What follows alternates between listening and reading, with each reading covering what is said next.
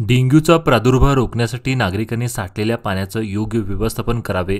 डासांची उत्पत्तीची ठिकाणे निर्माण होऊ देऊ नयेत, तसे आवश्यक ती खबरदारी घ्यावी, असे आवाहन बेळगाव जिल्हा रुग्णालयाचे डॉक्टर विठ्ठल शिंदे यांनी केले. ते पुढे म्हणाले, नागरिकांनी आपल्या घरातील पाणी साठवण टाकी आठवड्यातून एकदा रिकामी करून कोरडी करावी. एक दिवस कोरडा ठेवावा. तुमच्या घराभोवती परिसर स्वच्छ ठेवण्याची काळजी घ्या. डेंग्यूचे रुग्ण वाढत असून आतापर्यंत यावर्षी जून महिन्याच्या अखेरीस तब्बल 70 रुग्ण आढळले आहेत. जुलै, ऑगस्ट, सप्टेंबर नंतर डेंग्यूच्या रुग्णांची संख्या वाढते. साठलेल्या पाण्यात डेंग्यूच्या डासांची पैदास होत असल्याने योग्य पाणी व्यवस्थापनामुळे डासांची उत्पत्ती कमी होईल. पाण्याची झाकणं घट्ट झाकून ठेवा. घरातील फ्रीज आणि कूलरचं खोल पॅन नियमित स्वच्छ करा. झोपताना झाडी आणि डास प्रतिबंधक वापरा, असेही त्यांनी सांगितले.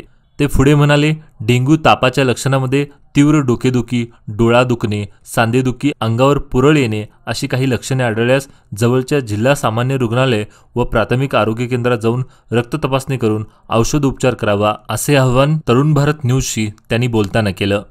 नमस्कार, मी doctor Vitthal Shinde, district surgeon. हे आता जून आणि जुलैमध्ये तर सुरू झाले. ते पावसाळ्यात वातावरण सुरू झालं. पावसाळ्यात वातावरण जास्त पाऊस पडते, त्यामुळं पाणी इकडं तिकडं थांबतं आहे. त्यामुळं आता आमचं सिव्हिल हॉस्पिटल अथवा बिम्स मेडिकल कॉलेजमध्ये आता तापावरचं पेशंट जास्त वाढायला. त्याच्यामध्ये आम्ही चेक केल्यानंतर त्याला माहिती होते त्याच्यामध्ये डेंग्यू केसेस पण जास्त आहे. दुसरं पण तापाला कारण आहे. त्याच्यामध्ये जास्त म्हटलं तर हे डेंग्यू पण असतं आहे.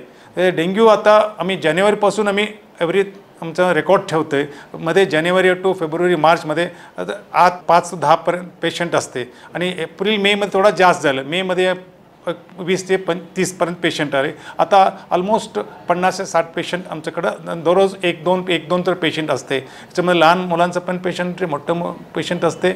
सगळ्यांचं पेशंट आमच्याकडे ॲडमिट होते. ते मेन लक्षण म्हटलं तर इथं ताप येते सुरुवात. त्यानंतर ताप नाही कमी झालं, त्याला एक बारका लाल डॉट येते. त्याला ते रॅशेस म्हणते. ते रॅशेसवर जास्त, त्यामुळे रॅश झाला म्हटलं तर त्याचं पेशंट जास्त झालं. त्यामुळं मी काय म्हणाले, इमिडिएटली पेशंट डॉक्टरकडे ॲडमिट व्हायला पाहिजे. एक प्राथमिक आरोग्य केंद्र असेल तिथं ॲडमिट व्हायला पाहिजे. तुमचं नियरेस्ट डॉक्टरकडे तुम्ही दाखवलं पाहिजे. दाखवलं तर इमिडिएटली आम्ही ट्रीटमेंट करू शकते. आणि आमच्याकडं तर सगळं सुविधा आहे, इवन इन्क्लुडिंग व्हेंटिलेटर्स आमच्याकडं आहे. एस्पेशली पीडियाट्रिक व्हेंटिलेटर्स आहे, अडल्ट व्हेंटिलेटर्स आहे, इवन न्यूरोटल व्हेंटिलेटर्स आहे. आम्ही पूर्ण व्यवस्था त्याचं केलं आहे. तर सुदैव आमच्याकडे पेशंट 3-4 पेशंट ॲडमिट असते, तरी पण नंतर आरामचं डिस्चार्ज झालं. कुठलं पण डेथ नाही झालं. जिल्ह्याची काय आकडेवारी आहे? सो आकडेवारी म्हटलं तर ऑलमोस्ट 100 वर असणार. मला ते एक्झॅक्टली तुमचं माहिती असलं तर ते माहिती DH ऑफिसकडे मिळते. ते डिस्ट्रिक्ट सर्वेलन्स ऑफिसर म्हणून असते. ते सगळ्याकडं आम्ही त्यांच्याकडं डिस्कशन केल्यानंतर ते आजार त्या डेंग्यूचं थोडा जास्त वाढलेलं आहे. सिव्हिल हॉस्पिटलमध्ये पुरुष आणि महिला किती आहे? ते ऑलमोस्ट 25 to 30, 25-30 ऑलमोस्ट इक्वल. 1-2 इकडे जास्त कमी असते. ऑलमोस्ट ते इक्वलिटी आहे. 25 to 30 त्या रेंजमध्येच आहे. आणि लहान मुलांचं पण केसेस यायला आले.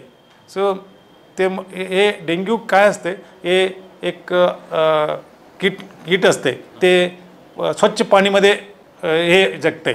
स्वच्छ पाणी म्हटलं ते पावसात पाणी म्हटलं बाहेर सगळीकडे पडते. आणि वर आणि तो प्लास्टिक असलं तर प्लास्टिक डब्बा आणि चिप असलं तर, आणि एक टायर आम्ही ठेवलं असतं त्याच्यामध्ये, आणि फ्रीजमध्ये ते आम्ही स्वच्छ करत नाही. त्याच्यामध्ये पण ते 3-4 दिवस असं जर ठेवलं आम्ही त्याच्यामध्ये ते वाढतंय किट.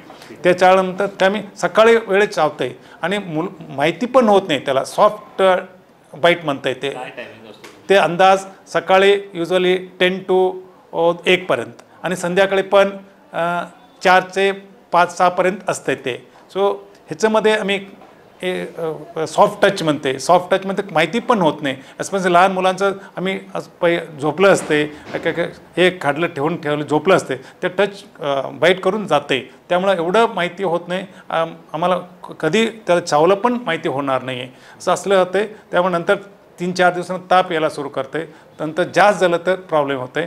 मी मुलाला कुठलं पण आजार असलं तर पण ताप असलं पाणी तर पाजवायला पाहिजे, स्वच्छ पाणी. आणि जास्त झालं तर तुमचं नजदीक डॉक्टरला तुम्ही दाखवायचं. जास्त झालं तर आमच्या हॉस्पिटलमध्ये आम्ही ॲडमिट करून घेतो, कधी पण येऊ दे, रात्री असू दे, आम्ही एमर्जन्सीला ट्रीटमेंट करते. आणि अवेअरनेस म्हटलं तर आम्ही सगळं हे समाज आमच्याबरोबर हात जोडायला पाहिजे. सगळं पत्रकार असू दे, हे तुमचं वाहने चांगलं करायला आहे, सगळेजण आमच्याबरोबर स्वच्छ म्हणजे परिसर म्हणजे तुम्ही कुठं जायचं नाही, आमचं घरात आम्ही स्वच्छ ठेवायचं. आमचं घर म्हटलं तर कोणाचं आहे ते चिप असू दे, हे स्वच्छ एक वेळ वर जाऊन बघायचं. वर जाऊन बघलं तर माहिती होतं कुठं थांबले. तर एव्हरी वीकली आम्ही ड्राय डे करते. ड्राय डे म्हटलं काय नाही, तुमचं कुठं पण पाणी भरलं असेल काढून ठेवायचं, स्वच्छ करायचं. आणि तेवढं केलं तर बस. फ्रीजमध्ये फ्रीजचं पाणी स्वच्छ इकडं तिकडं करून ते स्वच्छ केलायचं.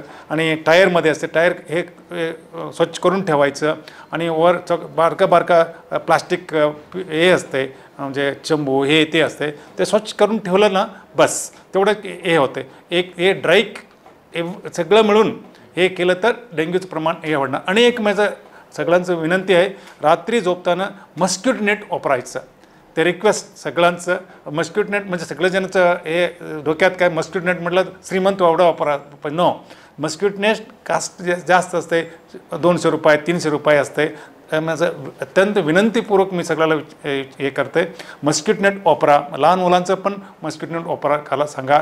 तेवढे केलं तर सगळं मिळून आम्ही डेंग्यूला कंट्रोल करायला होत आहे.